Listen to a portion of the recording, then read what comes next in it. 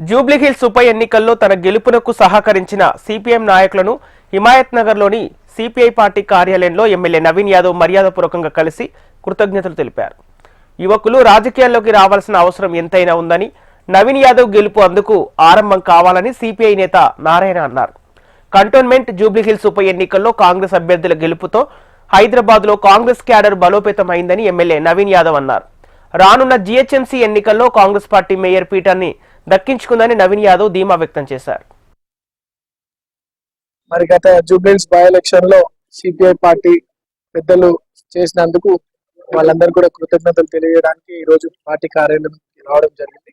పెద్దలు నారాయణ గారు, ఈటీ నరసింహన్న గారు, అండ్ ఎమ్మెల్సీ సత్యమన్న గారు, వెంకటరెడ్డి అన్న గారు, పెద్దలందరూ కూడా ఇక్కడ నన్ను వెల్కమ్ చేస్తున్నారు. వాళ్ళందరూ బ్లెస్సింగ్స్ తీసుకున్నాను. వాళ్ళు సపోర్ట్ చేసినందుకు వాళ్ళకి ధన్యవాదాలు తెలియజేస్తున్నాను.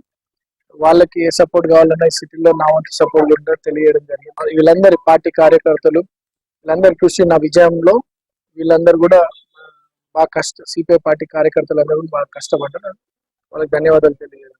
సిటీలో cantonment elections and Jubilee Hills by elections రెండు గెలవడం అంటే ఇది రేవంత్ అన్న ప్రజాపాలన పైన ఉన్నటువంటి నమ్మకం, కాంగ్రెస్ పార్టీ పైన పెరుగుతున్నటువంటి నమ్మకం ప్రజల్లో, ప్రజలందరూ కూడా బలమైన మంచి మెజార్టీతో గెలిపించడం చూస్తా ఉంటే రేపు రాబోయే కార్పొరేషన్ ఎలక్షన్స్ లో కూడా కాంగ్రెస్ పార్టీని నమ్మి, రేవంత్ అన్న ప్రజాపాలన మీద నమ్మి, రేవంత్ అన్న ఇస్తున్నటువంటి సంక్షేమ పథకాలు, చేస్తున్నటువంటి అభివృద్ధి కార్యక్రమాల మీద బలమైన నమ్మకం ఏర్పడ్డది.